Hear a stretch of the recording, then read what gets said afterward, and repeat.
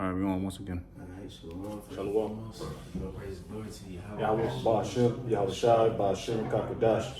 Shalom to the apostles of GMS Columbus. Shalom to the faithful man. Let's continue doing the work of the Lord. Alright, Lord willing, this is a take two, you know. A lot of shit fucking up today, brothers' phones and shit, mines, brothers, all that. But you know, fucking, who gives a fuck? Yeah, say we're gonna do what we do. We gonna do what we do through the spirit.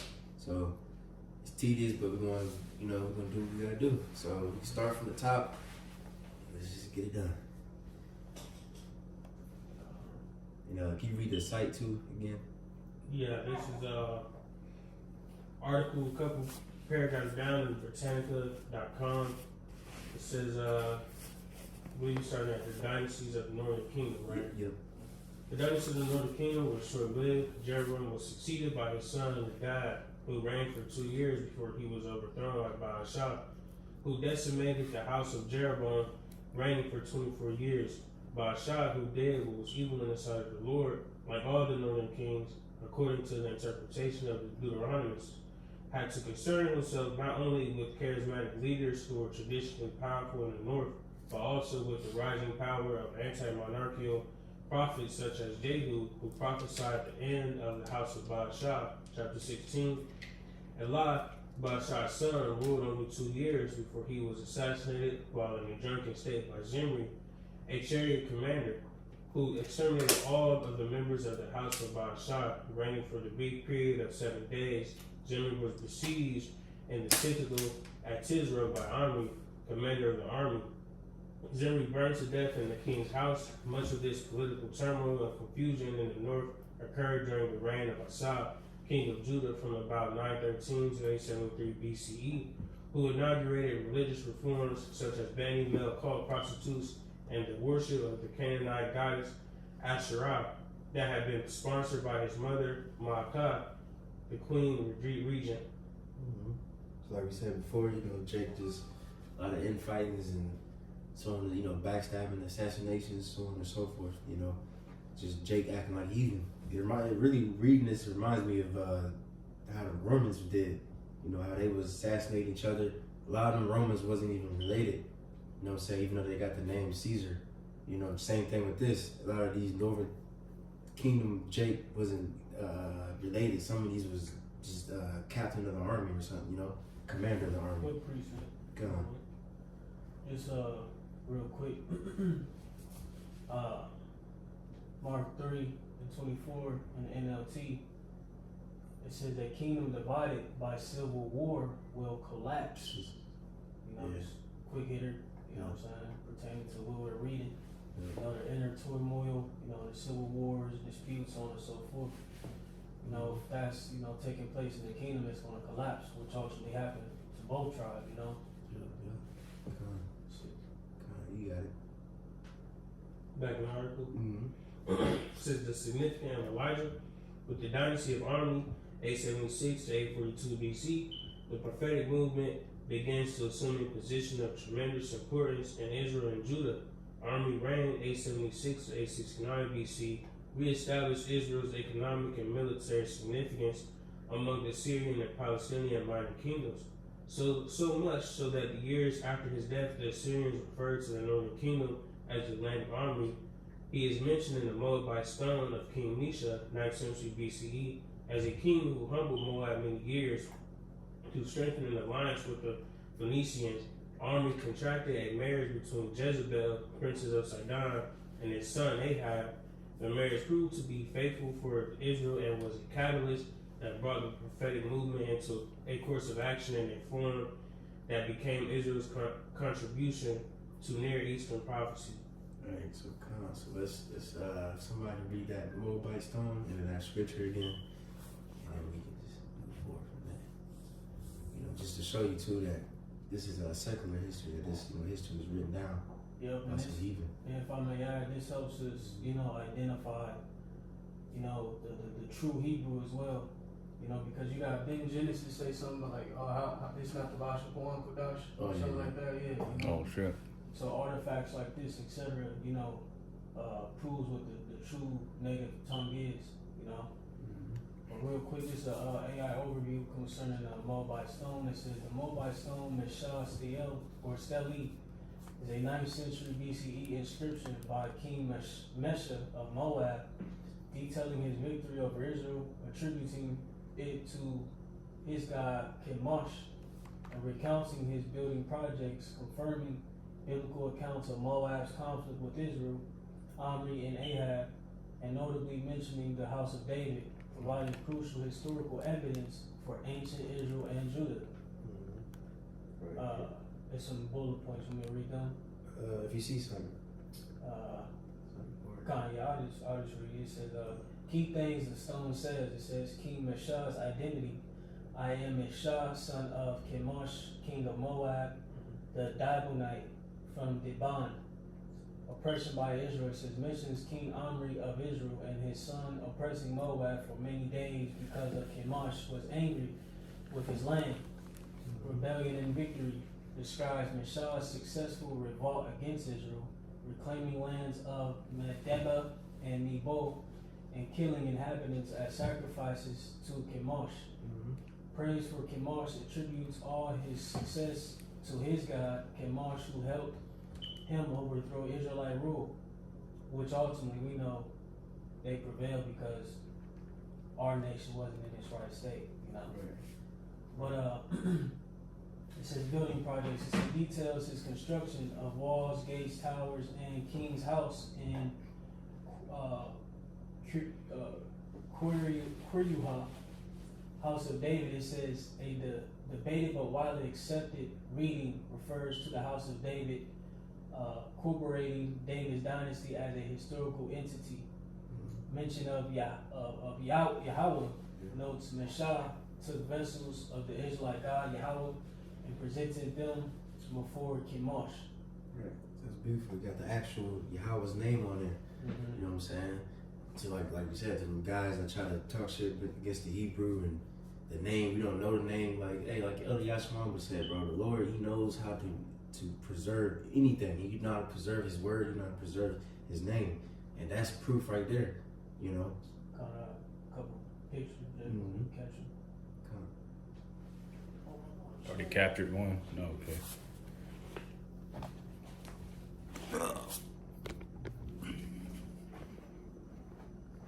This is the ancient stone. Then it's a little picture or clearer. So which the Paleo Hebrew, which we believe and know is the true Hebrew. All right. And then we just read the bullet points of what's written in it. All right.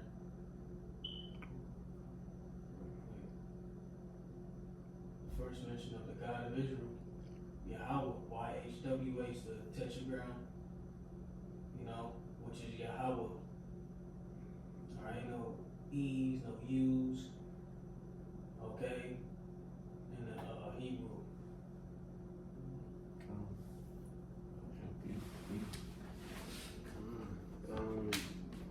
Oh yeah, somebody got that scripture. Kings. Yeah. 16. This is Kings, 1 Kings chapter 16, verse 25. It says, but Omri wrought evil in the eyes of the Lord and did worse than all that were before him.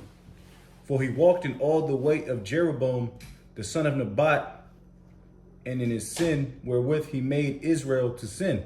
Right, which is the first king of Israel. It says to provoke the Lord, the power of Israel, to anger with their vanities. Now the rest of the acts of Omri, which he did, and his might that he showed, are they not written in the book of the Chronicles of the kings of Israel? So Omri slept with his fathers, and he was buried in Samaria, and Ahab his son reigned in his stead. And in the 38th year of Asa, king of Judah, began Ahab the son of Omri to reign over Israel. And Ahab the son of Omri reigned over Israel in Samaria 22 years. And Ahab the son of Omri did evil in the sight of the Lord above all that were before him. And it came to pass as if it had been a light thing for him to walk in the sins of Jeroboam, the son of Nebat, that he took to wife Jezebel, the daughter of Ethbaal, king of the Zidonians, and went and served Baal and worshipped him. That was the end of that verse? Mm-hmm. All right, we stop there. All right, just to set up the scene, you know what I'm saying? Because they about to do some wickedness and put a lot of prophets to death. You know what I mean? Then they going to get their judgment. But we can go back to the article. Back in the article, it says the reign of Omri's son Ahab coincided. Make sure I'm in the right place. Yeah. It says the reign of Omri's son Ahab coincided with the activities of the prophet Elijah, as recorded in 1 Kings chapter 16, verse 29 to chapter 22, verse 40. Ahab, under the influence of his queen Jezebel, allowed her to foster the worship of the fertility god Baal in Samaria, the capital that Omri had built, and in all Israel, even though he himself remained a worshiper of Yahweh. A temple was built for Baal in Samaria. Jericho was rebuilt, even though the ban against its existence still remained, by Hiel of Bethel, who sacrificed 2 of his own sons and placed them in the foundation of the gates of the walls of the city. During these apostate activities, the great prophet Elijah the Tishbite appeared, a man of erratic behavior, wearing a garment of hair with a leather belt around his waist, using uncouth language, and preferring... Real quick, can we get that Hebrews 11? You know what I'm talking about, where at the end where it said they wear sheep clothes and goat skin and stuff like that.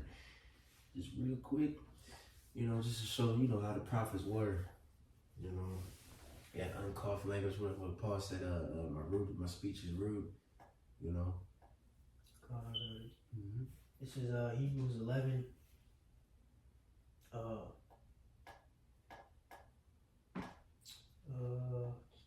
You know, this whole chapter pretty much going into faith. I got it. You know, the men and their works. You know, various men in the scriptures, so on and so forth. But it goes to say in verse 36, it says, and others have trial of cruel mockings and scourgings, yea, moreover of bonds and imprisonment. They were stoned, they were sawn asunder, they were tempted, were slain with the sword, they wandered about in sheepskins and goatskins, being destitute, afflicted, tormented, of whom the world was not worthy. They wandered in deserts and in mountains and in dens and in caves of the earth. Right, so that was the prophet where Yahweh said, what you expect, what you went out there to see. You know, a man was roughly paraphrasing, you know, a man in gay clothing. Mm-hmm. You know, you got men like Elijah, John the Baptist, you see what I'm saying? Even us, you know, a lot of us, some brothers got a little nicer garments, but it's not no fashion show. The main focus is the words of the Lord, you know what I'm saying? And Elijah was a perfect example of that. But you got more of that? Is that it? That's it. Okay, cool. 36 and 38. We can go back to that article, but we're gonna skip around a little bit, but you can continue. It says, and preferring the wilderness areas of the towns. So like Elijah bore many of the outward signs of social rebels. At odds with the court authorities, he began his prophetic career just prior to a retreat in the wilderness during the drought, which he had announced to Ahab, thus pointing out that Yahweh, rather than Baal, is the Lord of nature. In the desert, he performed 2 miracles. He ensured a widow and her son of continuous food for her act of generosity to him, and cured her son, apparently dead, who had stopped breathing, by stretching himself on top of the boy 3 times. Elijah then went to the court of Ahab at Samaria after having met one of the leading prophets, Obadiah, who had escaped Jezebel's attempt to destroy the leaders of the cult of Yahweh, and stood before Ahab, accusing the king of being the trouble of Israel for having followed the cult of Baal. Elijah hurled a challenge to the Baalists, supported by Jezebel, to meet him in a contest on Mount Carmel. Mm-hmm. All right. Now skip down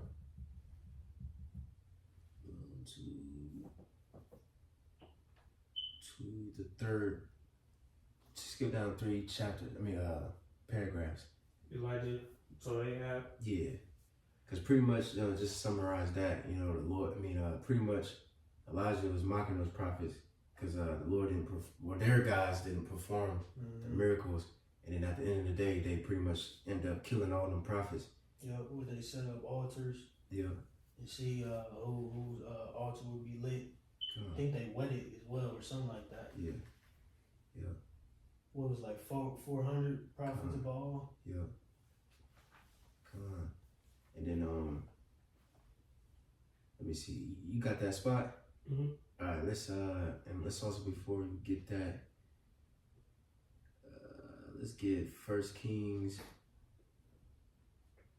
19:1. Matter of fact, yeah. Continue in the article. Then we just gonna read 1 Kings 19:1.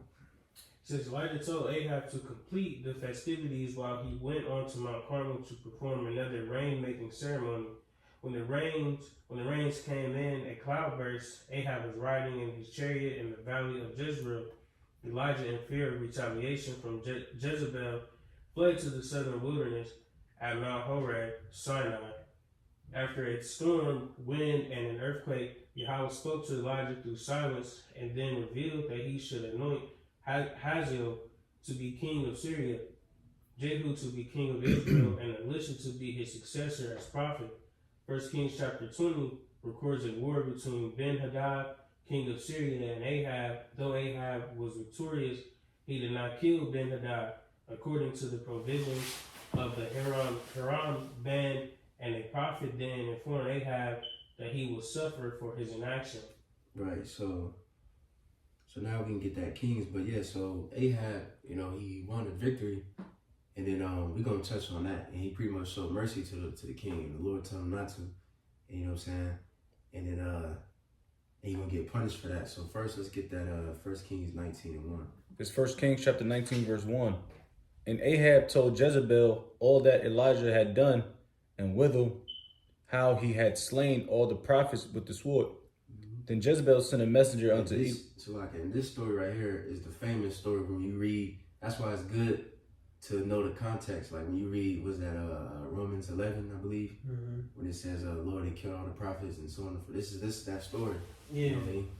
Have reserved 7,000 men. Yep. Because Elijah thought he was the last prophet. You know what I'm saying? But he's like, I reserve 7,000 men. It's more of you out here. You know. Yep. You got it.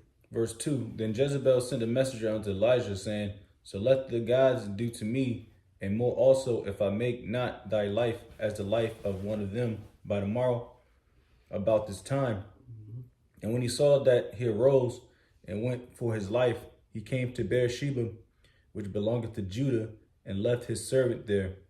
But he himself went a day's journey into the wilderness, and came and sat down under a juniper tree, and he requested for himself that he might die, and said, It is enough now, O Lord, take away my life, for I am not better than my fathers. All right, come on, we stop there. Of course, I don't want to go into every story. That's going to take too long. So, like I said, this is when that story happened. He was praying to the Lord, like the brother quoted, observe 7,000 men that have not bowed the knee to Baal, and so Lord willing that he continued his ministry pretty much, but that was his little, what's it called? His low moment pretty much, because he just wanted to fucking die, and I fuck this, like damn, Yeah. But hey, the Lord in short, pretty much exhorted him, and he continued. But now we can go to 1 Kings 20 and 1. We might skip around a little bit. All right. But yeah, you got it. 1 Kings chapter 20, verse 1. And Ben-Hadad, the king of Syria, gathered all his hosts together, and there were 32 kings with him, and horses and chariots. And he went up and besieged Samaria and warned against it. And he sent messengers to Ahab, king of Israel, into the city, and said unto him, Thus saith Ben-Hadad, Thy silver and thy gold is mine, thy wives also, and thy children, even the goodliest, are mine. And the king of Israel answered and said, My lord, O king, according to thy saying, I am thine, and all that I have. And the messengers came again and said, Thus speaketh Ben-Hadad, saying, although I have sent unto thee, saying, Thou shalt deliver me thy silver and thy gold and thy wives and thy children. Yet I will send my servants unto thee tomorrow and about this time, and they shall search thine house and the houses of thy servants. And it shall be that whatsoever is pleasant in thine eyes, they shall put in their hand and take it away. Then the king of Israel called all the elders of the land and said, Mark, I pray you, and see how this man seeketh mischief, for he sent unto me for my wives and for my children and for my silver and for my gold, and I denied him not. And all the elders and all the people said unto him, Hearken not unto him, nor consent. Wherefore he said unto the messengers of Benhadad, Tell my lord the king all that thou didst send for to thy servant at the first I will do, but this thing I may not do. And the messengers departed and brought him word again. And Benhadad sent unto him and said, The gods do so unto me, and more also, if the dust of Samaria shall suffice for handfuls for all the people that follow me. And the king of Israel answered. What verse? Oh, you 11, right? 11. All right. You go to 13. All right. Verse 11. And the king of Israel answered jump to, okay. Verse 13. And behold, there came a prophet unto Ahab, king of Israel, saying, Thus saith the Lord, Hast thou seen all this great multitude? Behold, I will deliver it into thine hand this day, and thou shalt know that I am the Lord. And Ahab said, By whom? And he said, Thus saith the Lord, even by the young men and of the princes of the provinces. Then he said, Who shall order the battle? And he answered, Thou. Then he numbered the young men of the princes of the provinces, and they were 232. And after them he numbered all the people, even all the children of Israel, being 7,000. Verse 19. Verse 19. So these young men of the princes of the provinces came out of the city, and the army which followed them, and they slew every one of his men. And the Syrians fled, and Israel pursued them. And Benhadad, the king of Syria, escaped on a horse with the horsemen. And the king of Israel went out and smote the horses and chariots and slew the Syrians with a great slaughter. And the prophet came to the king of Israel and said unto him, Go strengthen thyself and mark and see what thou doest, for at the return of the year the king of Syria will come up against thee. And servants of the king of Syria said unto him, Their gods are gods of the hills, therefore they were stronger than we, but let us fight against them in the plain, and surely we shall be stronger than they. Right. See, and then so like just like that storm we read earlier, and this is a different situation, but it just shows you, they talk like that, like my God, your God, you know what I mean, versus, you know what I'm saying? That was a big thing in the ancient world. Mm-hmm. But we could skip down just to get to the point. Let me see.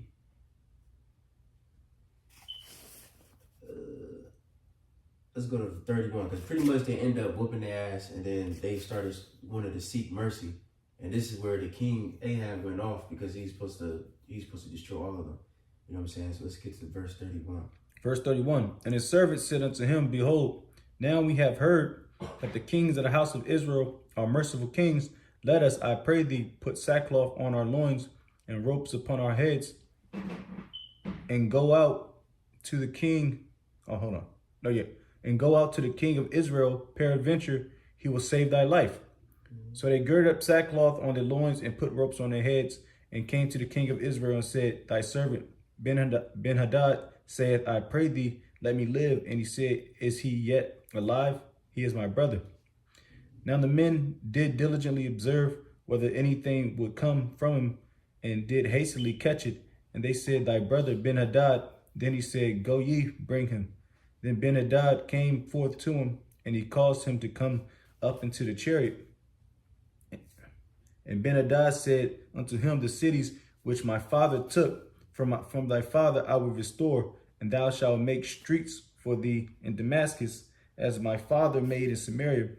Then said Ahab, I will send thee away with this covenant. So he made a covenant with him, and sent him away. Right, the Lord commanded us not to make a covenant with these heathen. You know what I'm saying? He said, we're going to make a street in Damascus, like my father did in Samaria. So pretty much, you know, the king, he was gonna control that, you know, pretty much make money off that. You know what I'm saying? So he thought of it like a business deal, you know, disregarding the Lord's commandment. But you got it. Verse 35, and a certain man of the sons of the prophets said unto his neighbor, in the word of the Lord, smite me, I pray thee. And the man refused to smite him. Then said he unto him, because thou hast not obeyed the voice of the Lord, behold, as soon as thou art departed from me, a lion shall slay thee. And as soon as he was departed from him, a lion found him and slew him. Then he found another man and said, smite me, I pray thee. And the man smote him, so that in smiting he wounded him. So the prophet departed and waited for the king by the way, and disguised himself with ashes upon his face. And as the king passed by, he cried unto the king, and he said, thy servant went out into the midst of the battle, and behold, a man turned aside and brought a man unto me, and said, keep this man, if by any means he be missing, then shall thy life be for his life, or else thou shalt pay a talent of silver. And as thy servant was busy, the prophet was being like a righteous snake, you know what I mean? I'm trying to think of the word. He just pretty much disguised himself and was using a similitude, and then he pretty much did like kind of what Nathan did to Daniel. You know, he was like there was a person that has, remember that story? I forgot what he told it, David, and then he pretty much tricked him like, nah, you the man that stole the He used a parable. Yeah, the parable. That's what. Yeah, the parable, similitude. You know what I'm saying? And he pretty much doing the same thing with this king. You know, but you got it. Verse 40. And as thy servant was busy here and there, he was gone. And the king of Israel said unto him, so shall thy judgment be, thyself has decided it. And he hasted and took the ashes away from his face. And the king of Israel discerned him that he was of the prophets. And he said unto him, that thus saith the Lord, because thou hast let go out of thy hand a man whom I appointed to utter destruction, therefore thy life shall go for his life, and thy people for his people. And the king of Israel went to his house heavy and displeased, and came to Samaria. Right. So he did something similar to King Saul. Like, he's supposed to kill all of the Edomites. Yeah. You see? And but eventually Ahab, he went sorrowful, so the Lord showed him a little mercy. And he said, I'm not going to do it to you in your life. You know, he died first, and then he started putting judgment on his household. But we can go back to that article. It says,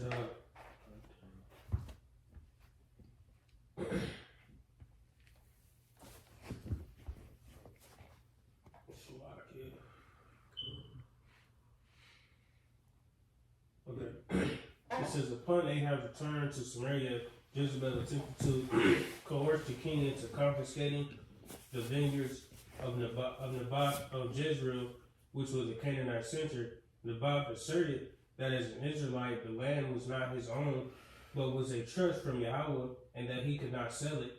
Taken to court on trumped up charges of blasphemy, Naboth was convicted and stoned to death. Ahab, following Jezebel's advice, then went to Naboth's vineyard and took possession of it. Upon hearing of Ahab's unjust act as king, Elijah proclaimed to him, in the place where dogs lick up the blood of Naboth, shall dogs lick your own blood. The prophet also announced, the dogs shall eat Jezebel within the bounds of Jezreel. In First Kings. Real quick. Let's get that real quick. Just a judgment. Oh, yeah. I believe it's. Hold up. I think it's. Let me see. It is First Kings. Hold up. Is it 19?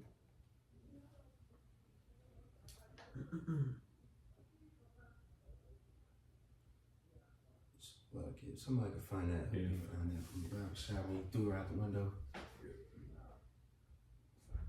First Kings 21 and I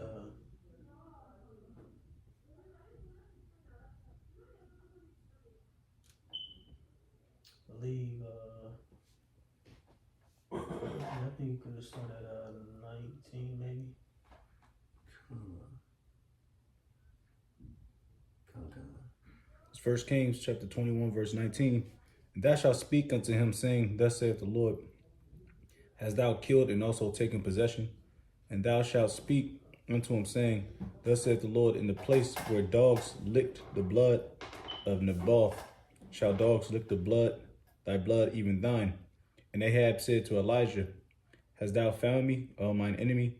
And he answered, I have found thee, because thou hast sold thyself to work evil in the sight of the Lord.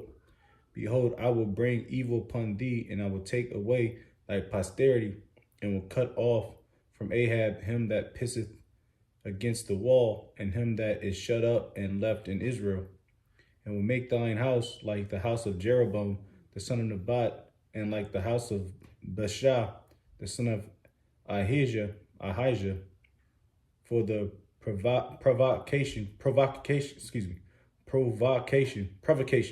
wherewith thou hast provoked me to anger and made Israel to sin. Now you gotta jump to Second Kings 9. Yeah, let's skip around. Let's start at 1 and we'll skip down to like Cause she pretty much was abusing her power to get that land. So she like set them up to get executed so Ahab could take the land. Right. Or that vineyard, Right. Yeah, and he bear false witness. Yeah. Lied and they got him stoned. Come. And that's a spirit, I ain't gonna lie. I rewatched, this is a spirit too. On some random shit. I rewatched Emperor's New Groove, you know what I'm saying? Smack. Bro, smack. And you remember the whole story, the dude, he wanted, cause he was a king, he didn't give a fuck about nobody but himself. And remember the servant that came, he wanted to take his land on the top of the hill. You know what I'm saying? It remind me of that. I'm like, damn. Because that's, you know what I mean? At the end of the day, he ended up showing mercy. But it's the same thing in this situation. Like, you unrighteously took a land from somebody. You know what I mean? And the Lord judged you for that and for not destroying the king of Syria. And, of course, the other wickedness this nigga was doing. But you got it. Go 2 Kings 9. 2 Kings 9, verse 1. And Elisha the prophet called one of the children of the prophets and said unto him, Gird up thy loins and take this box of oil in thy hand and go to Ramoth Gilead. And when thou comest thither, look out there Jehu the son of Jehoshaphat the son of Nimshi, and go in and make him arise up from among his brethren. Oh, trying to bug it out again. I'll read. I'm back at it. You got it? Yeah. It's like a joint. All right. And go in and make him arise from among his brethren and carry him to an inner chamber. Then take the box of oil and pour it on his head and say, Thus saith the Lord, I have anointed thee king over Israel. Then open the door and flee and tarry not. So the young man, the prophet, went to Ramoth Gilead. And when he came, behold, the captains of the host were sitting, and he said, I have an errand to thee, O captain. And Jehu said unto which of all of us? And he said to thee, O captain. And he arose and went into the house, and he poured the oil on his head and said unto him, Thus saith the Lord, the power of Israel, I have anointed thee king over the people of the Lord, even over Israel. Right. And now, so you know it's him king. So now we can just skip down to verse 29 just to get to the point. Because then also too, well, who did say? Who said tell him anointed? Was it Elisha? Elisha. Let me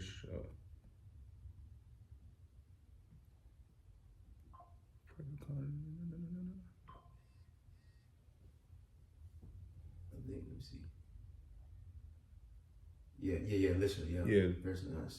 So Salaki, I forgot to mention. So Elijah, he already passed by this time. You know what I'm saying? So now it's Elisha. Or some pronounce it Elijah. You know what I'm saying? But you can go ahead to 29. Verse 29, in the 11th year of Joram, the son of Ahab, began Ahaziah to reign over Judah.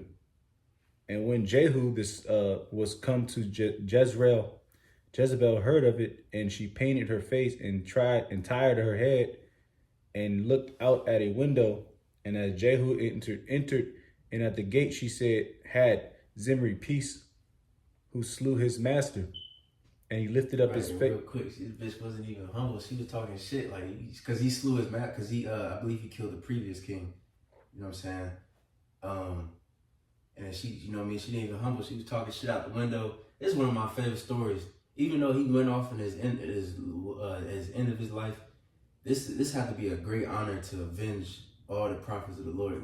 You know what I mean? Because that's what the Lord told him. You're going to avenge the prophets. You know, and this was only the beginning, but you got it.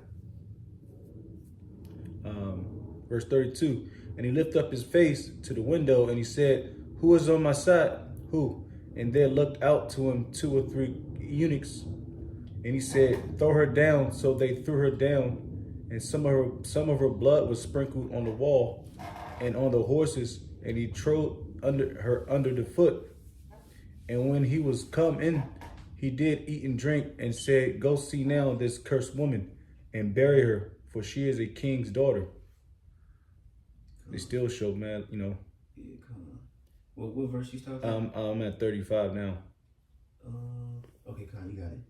Yep. Verse 35, and they went to bury her, but they found no more of her than the skull and the feet and the palms of her hands. Mm-hmm.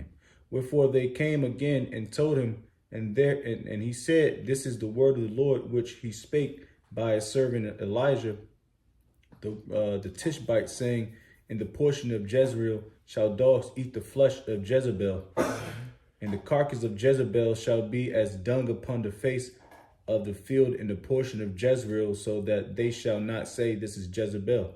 Come on, see, so the word of the Lord came to pass. All right, so now we can continue the article, because then he do more. You know what I'm saying? You got it. It says in 1 Kings chapter 22, another prophet, Micaiah, prophesied to Ahab and to King Jehoshaphat. Oh wait, hold on, let me see. We can skip that detail. So like I'm just trying to find what paragraph you in? You got a heading over it? Now it's right before the next heading that says Kings, the second book. Alright, so I can give me a second. This damn article sucks, man. Keep reloading and shit. It's a lot, yeah, because that's one of my favorite stories too, but we can skip that just for the time's sake. Hold up. Alright.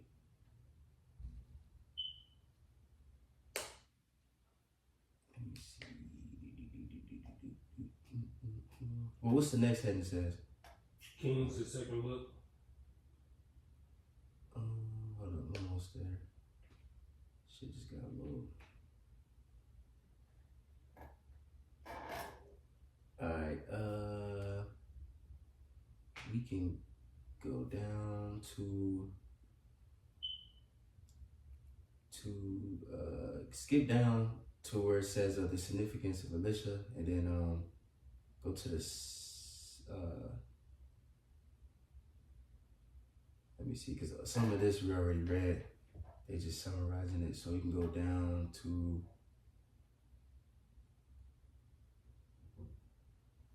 all the way down where it says, in the north, Jehu was succeeded by his son. I think it's like the 4 or 5 verse chapters. In the north, Jehu was succeeded by his son Jehoahaz, reigned 815 to 801 BC, who in turn was followed by his son Joash, or Jehoash. Right. It's like real quick. So it's like, hopefully I'm making sense. So let me know if Jake, you know what I mean? Because it's a lot of, I ain't trying to go through every story because it's going to take too damn long. So let me know if Jake confused or whatever, and you slow down, whatever the case is. But you got it. For the viewers, Jake just got to read, you know? Yeah. And we got a chart too here that shows the kings in the chronicle order. Yes, sir. You got it. Right, and he was the only mixed, you know, he did some good, some bad, you know? Oh, yeah. He said, yeah. You got it. It says, during the latter king's reign, the prophet Elisha died. Though the Deuteronomic historian says a little. But so like you read the inner north, Jehu was succeeded by his son. Oh, you want to restart? Yeah. It says in the north, Jehu was succeeded by his son Jehoahaz, reigned 815 to 801 BC, who in turn was followed by his son Joash or Jehoash. During the latter king's reign, the prophet Elisha died. Though the Deuteronomic historian says a little about Israel's next king, Jeroboam II. Right, and Jeroboam II, he was not related to the first king of Israel, Jeroboam. It's just the second because they got the same name. You know what I'm saying? But you got it. He was a major monarch reestablishing the northern kingdom, Asia's boundaries, and fostering a period of economic prosperity during the reign of Jeroboam II, 786 to 746 BCE, a time of both economic advances and social injustice. Amos, the great prophet of social justice, arose. During Jeroboam's last years, another great prophet, Hosea, whose message centered on covenant love, arose to call an apostate people back to their covenant responsibilities. Right, and real quick, and next we're about to go into the fall and how they got scattered. What's we at in time? Real quick. You had 41 minutes. Alright, next one we're gonna kind of we should be able to make it an hour. But real quick, can somebody get Amos 1:1 and Hosea 1:1 just to show you? Cause they tells you what kings that was ruling at that time that they was prophesying. You know what I'm Who's saying? going first? It don't matter. This Hosea 1:1. It reads, the word of Yahweh came unto Hosea, the son of Beeri, in the days of Uzziah, Jotham, Ahaz, and Hezekiah, kings of Judah, in the days of Jeroboam, the son of Joash, king of Israel. Right. Jeroboam, king of Israel. You know, and of course we're gonna touch on that later, more in detail in that book. But just to get the overview. But next we can get the Amos. Amos chapter 1 verse 1. The words of Amos, who was among the herdmen of Tekoa, which he saw concerning Israel in the days of Uzziah, king of Judah, and in the days of Jeroboam, the son of Joash, king of Israel, 2 years before the earthquake. Right. So that was in the time of Jeroboam II, you know what I'm saying? So just to show you, because, you know, I think that's a good link to, you know, kings and prophets. You know, Yeah. They both was very significant at their times, you know. But we can go ahead and keep going to the fall of Israel. It says up.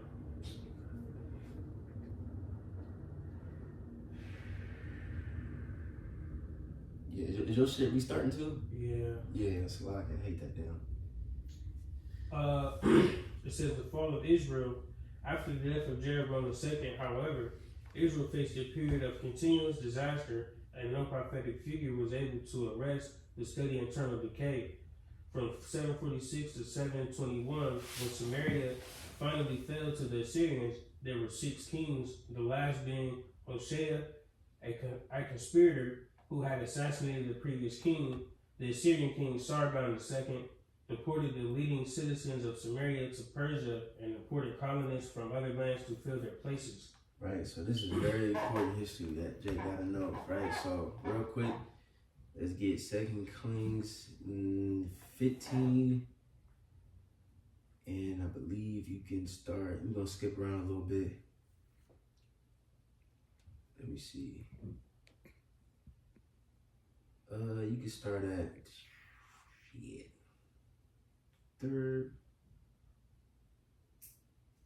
13. 2 Kings chapter 13, 2 Kings chapter 15, verse 13. Shalom, the son of Jabesh, began to reign in the 9 and 30th year of Uzziah, the king of Judah, and he reigned a full month in Samaria. For Menahem, the son of Gedai, went up from Tirzah,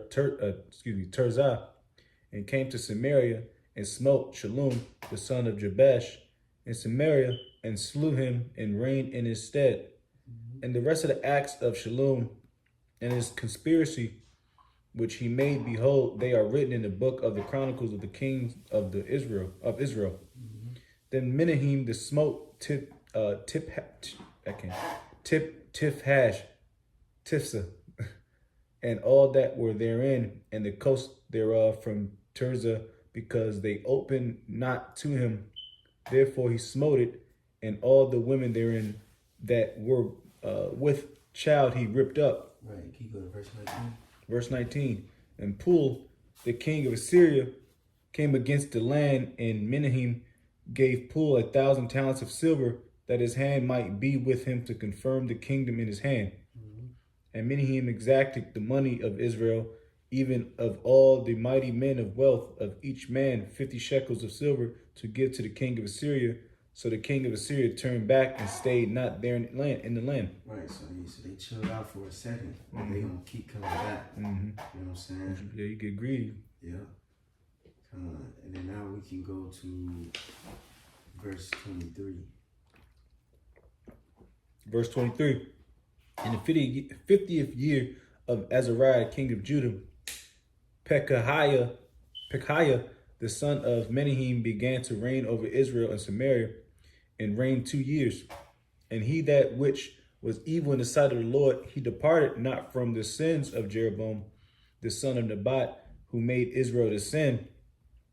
But Pekah, the son of Remaliah, a captain of his, conspired against him, and smote him in Samaria, in the palace of the king's house, with Argob and Ariah, and with him 50 men of the Gileadites, and he killed them and reigned in his room. And the rest of the acts of Pekahiah, and all that he did, behold, they are written in the book of the Chronicles of the Kings of Israel. In the 52nd year of Azariah, king of Judah, Pekah, the son of Remaliah, began to reign over Israel and Samaria, and reigned 20 years. And he did that which was evil in the sight of the Lord. He departed not from the sins of Jeroboam, the son of Nebat, who made Israel to sin. In the days of Pekah, king of Israel, came Tiglath-Pileser, king of Assyria, and took Ijon and Abel-Beth-Machath, and Janoah, and Kadesh, and Hazor, and Gilead, and Galilee, all the land of Naphtali, and carried them captive to Assyria. Right, so this is the first time, but they're gonna do it the second time. You know what I'm saying? So some Jake was brought to Assyria. You know what I'm saying? And then let me see. You can read one more verse, and then we can go to chapter 17, just to show when Jake fully got put out the land. And Hosea, the son of Elah, made a conspiracy against Pekah, the son of Remaliah, and smote him, and slew him, and reigned in his stead in the 20th year of Jotham, the son of Uzziah. Man, these northern tribe niggas are wicked. Man, you know, I believe Hosea, he's the last king of Israel. You know what I'm saying? I think it's Hosea. Yes, well, Yeah. Whatever how you pronounce that nigga. You got it. You want to start? Picture too, Jay. Oh yeah.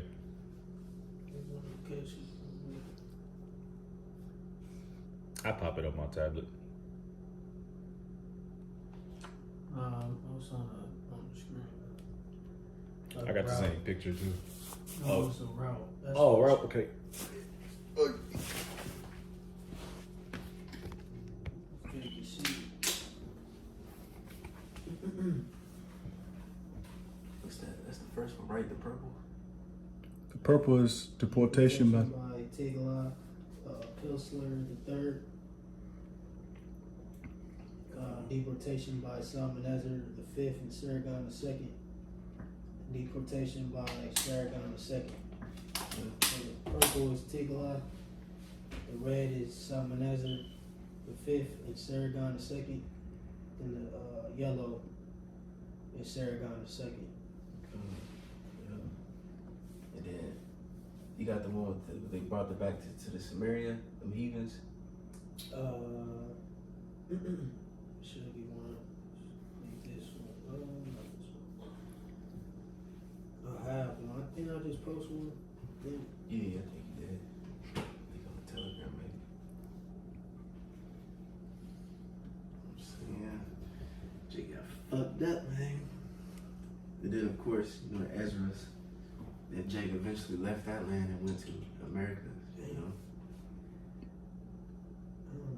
chats a lot. That's all good. So we can Let me see. Yeah, this. go on. That's good.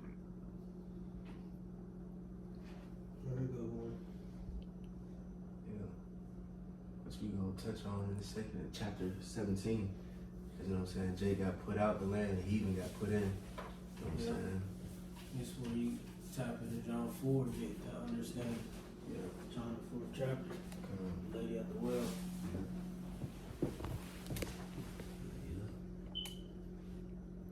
Yeah.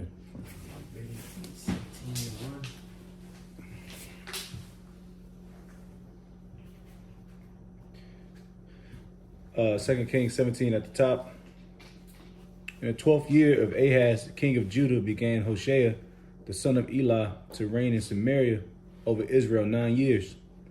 And he did that which was evil in the sight of the Lord, but not as the kings of Israel that were before him. Against him came up Shalmaneser, king of Assyria, and Hosea became his servant and gave him presents. And the king of Assyria found conspiracy in Hosea, for he had sent messengers. So he's like a pretty much a tributary state, you know what I'm saying, to the Assyrians. What you got? Sent messengers, so king of Egypt, and brought no present to the king of Assyria, and he had done year by year. Therefore, the king of Assyria shut him up and bound him in prison. Then the king of Assyria came up throughout all the land and went up to Samaria and besieged in 3 years. In the 9th year of Hoshea, the king of Assyria took Samaria and carried Israel away into Assyria and placed them in Halah and in Habor by the river of Gozan and in the cities of the Medes. For so it was that the children of Israel had sinned against the Lord, their power, which had brought them up out of the land of Egypt, from under the hand of Pharaoh, king of Egypt, and had feared other gods. Right, so we put him out and put heathen in, you know, so that's the beginning of, you know, Jake being exiled from Israel, you know, because obviously we're not in our land right now, you know what I'm saying? Then they got it's a spirit, see, lost tribes. I don't know if you want to read that. Yeah, I can read it. Real quick, I'm going to just read the whole overview. It says, the deportation of the northern tribes refers to mass exiles of the Israelite people from the kingdom of Israel, the north, by Assyrian Empire beginning in stages. In the mid-18th century BCE, around 732 BCE under Tiglath-Pileser III. It says, and culminating in 721 BCE with Sargon's second conquest of Samaria, scattering them across the empire, leading to the biblical concept of the lost 10 tribes, as they were replaced by foreigner settlers, creating the Samaritans. Assyrian some bullet points, key events. It says Assyrian conquest, the weak northern kingdom of Israel faced constant internal strife and Assyrian pressure. Stage 1, Tiglath-Pileser the third, early deportations targeted the northmost areas, Galilee, Gilead, Naphtali, removing population to Assyria. Stage 2, Sargon II, the final conquest of Samaria, 721 BCE, led to the deportation of a large segment of the remaining population to Mesopotamia and Media. Right. I believe you got like prophets like what was his name? Tobit, Tobias. What was they? It was. Was it? Where they at? I think Tobit was. They were in the Assyrian captivity. It's funny how they use the word deportation on the northern tribes. Oh yeah, go on. Yeah. Come on. Let me see. Oh yeah, you about to get it. Yep. This is Tobit 1. At the top, it says the book of the words of Tobit, son of Tobiel, the son of Aniel, the son of Abiel, the son of Gebiel, the seed of Asiel of the tribe of Naphtali, who in the time of Enemeser, king of Assyria, was led captive out of Thisbe,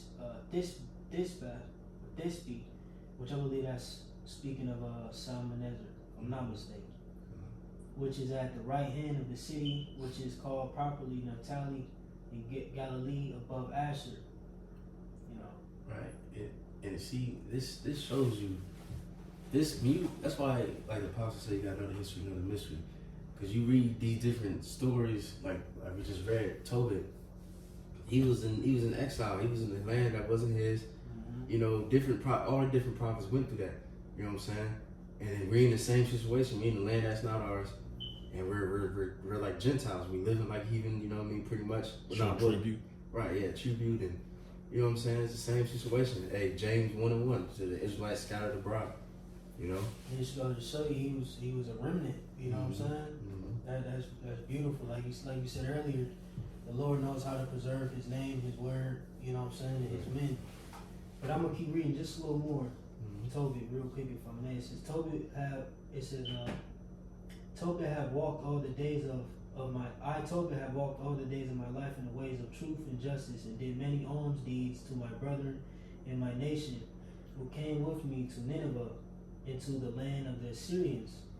And when I was in mine own country, in the land of Israel, being but young, all the tribe of Naphtali my father fell from the house of Jerusalem, which was chosen out of all the tribes of Israel, and all the tribes should sacrifice there, where the temple of the habitation of the Most High was consecrated and built for all ages. Now all the tribes which together revolted, and the house of my father Naphtali sacrificed unto the heifer Baal. That's heavy. You know what I'm saying? You know, just giving you that history of what was going on. You know, that, like I said, at that time, you know, he was a young boy. You know, so he witnessed, you know, all the stages, majority of the stages prior to the deportation of the northern tribes, you know, where he wound up in Nineveh, you know. That was it there? Yeah, come on. Like how, where we at? Like an hour? 3 minutes we will. Okay, so what we gonna do? I was gonna touch on the Judah getting spread, but that's gonna take too long. So, and it's about to be camped. So we probably gonna touch on that the next class, the fall of Judah, and probably mix in there. I'm gonna see how I'm gonna do it. Maybe mix in there the book of Isaiah and Jeremiah, maybe something like that. It might not go in order, because I'm thinking, I don't know. I'm gonna see how I'm gonna do it, Lord willing, through the Spirit. But yeah, we're gonna touch on that next week. You know what I'm saying? Because for the sake of the time. But Lord willing, anybody got anything else? We'll close out. Come. So Lord willing, hopefully that was edifying. We give all praises and glory to Yahweh, Ba'ashem, Yahushai, Ba'ashem, Kakodash. Apostle GMS Columbus, to the faithful men to continue doing the work of the Lord. So we're gonna say shalom. Shalom.